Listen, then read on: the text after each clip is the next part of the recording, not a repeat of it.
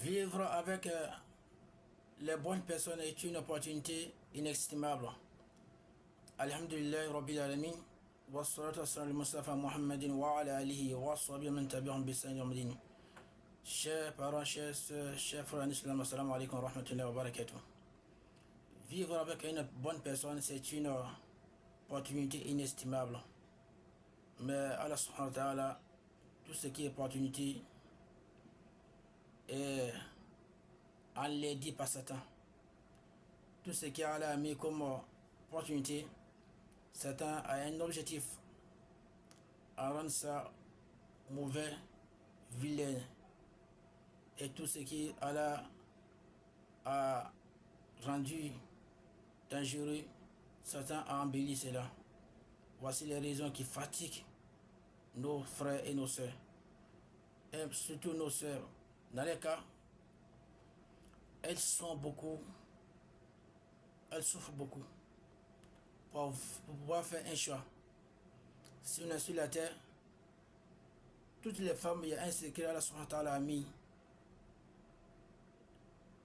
dans le corps de chacune des femmes et les hommes. Une fois qu'une femme arrive à cette période-là, une personne va lui demander au mariage, ou deux personnes. Personne ne pourra dire qu'une femme arrive à 30 ans, qu'il n'y a pas une seule personne qui lui a pas encore demandé. Ça peut arriver. Mais c'est rare. Parce que c'est Allah qui a fait ça comme ça. Quelle que soit la laideur d'une femme, dès qu'elle va avoir l'âge de la majorité, tu sauras qu'elle va avoir une beauté qui reflète à sa foi. Elle a fait ça pour pouvoir les accorder de bonnes personnes. Mais comme j'ai dit une fois, pour dire la satisfaction est d'abord morale, éthique, avant d'être matérielle. C'est ce qu'il faut dire nous, sœurs, car la satisfaction est matérielle. Elles ne sont pas satisfaits d'un homme qui n'est pas prêt matériellement. Or, la satisfaction ne se trouve pas seulement dans le matériel. Il faut toujours avoir une moralité qui peut être satisfaite souvent avant matériel.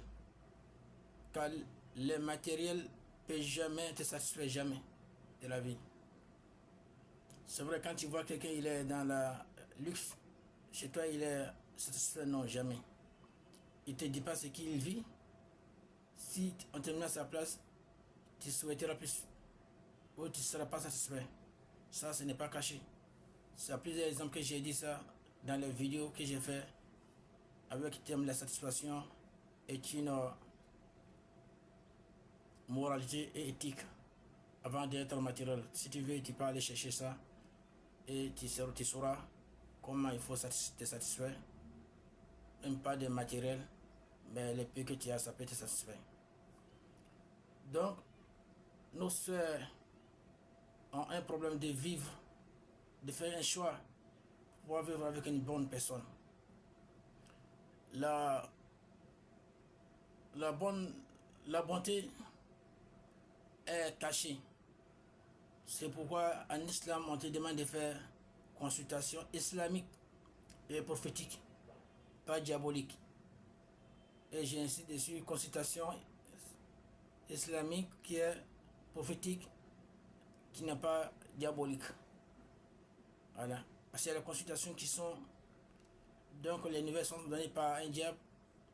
C'est pas de cette façon que je demande de faire consultation. La consultation que le prophète sallallahu alayhi wa sallam a enseigné à ses compagnons, donc cette manière de faire consulter est légale et très efficace. Quand tu arrives à faire cela, Inch'Allah, et dans toutes les situations qui vont se présenter à toi, il faut faire consultation. Et après, maintenant, tu te confies à Allah subhanahu wa ta'ala. Donc, il faut faire un choix. D'abord, ta mentalité, tu dois choisir ce qui est proche d'Allah subhanahu wa ta'ala. Toute personne qui peut t'amener à aimer Allah subhanahu wa ta'ala, il faut t'approcher à la personne. Toute personne, toute action qui peut t'éloigner d'Allah subhanahu wa ta'ala, il faut t'éloigner de cette action. C'est pourquoi l'islam, par sa immense sagesse, a donné le pouvoir aux hommes, soit des maris, même les femmes qui ne sont pas musulmanes, juifs, chrétiens. Pourquoi l'islam a fait ça? Parce que c'est que les hommes ont de pouvoir changer une femme, mais les femmes n'ont pas ce pouvoir-là, de pouvoir changer un homme. Donc, quand tu veux choisir, donc il faut que tu sois avec quelqu'un qui va t'accompagner sur la direction de la bonne guidance et qui t'amènera à vivre avec ta religion de façon convenable et à pratiquer ta prière, tes jeûnes et à donner une bonne éducation à tes enfants.